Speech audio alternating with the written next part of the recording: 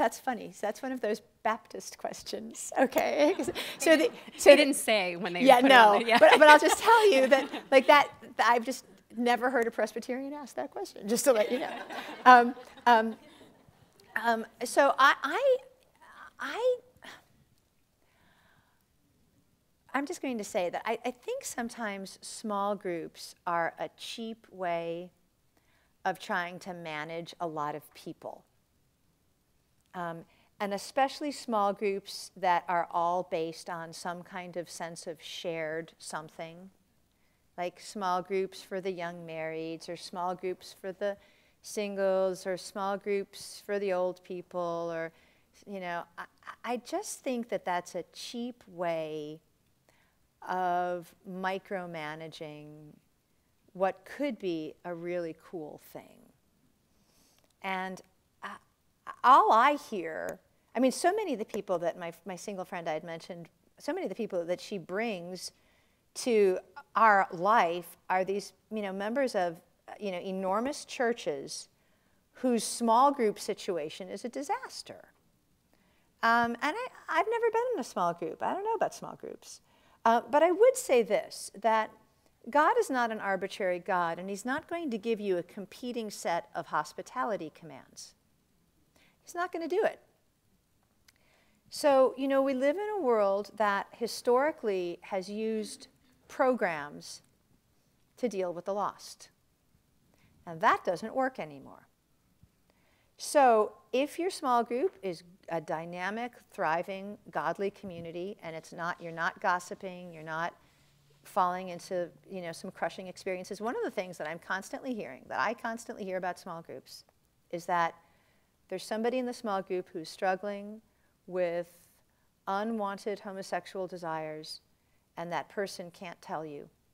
And you're saying really stupid things that make that person feel like if you really knew what's going on, he or she wouldn't be welcome. That's the standard conversation I hear about small groups. They sound to me like little gossips, you know, sessions.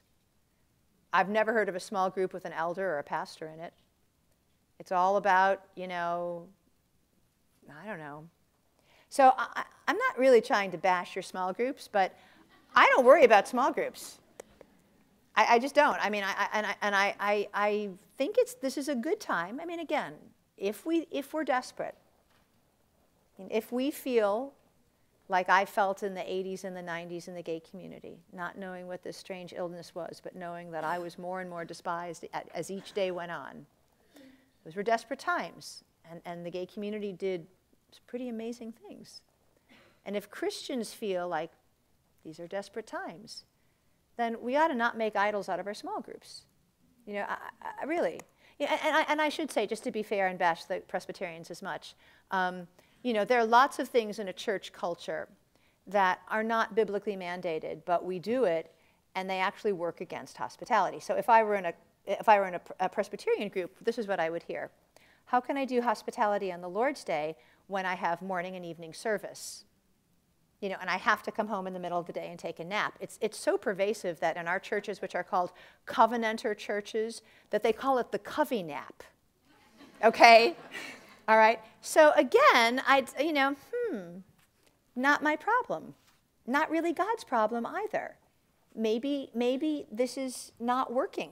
You know, maybe this was working at one point, and maybe it's not working now. Maybe in a world that needs to be evangelized, maybe maybe if the call is to evangelize the world, you know, maybe the sheep are getting too fat here. I don't know. I mean, you know, nobody likes to hear these things, but I think that it's a good opportunity to just take stock of the practices that you're doing to figure out if God's really calling you to do them or not, or if they're just what you do. And if they're just what you do, then maybe you shouldn't. You know, maybe you shouldn't. But I would say, I'm just going to tell you, from my end, watch those small groups. They tend to be gossip. You know, I see too many casualties.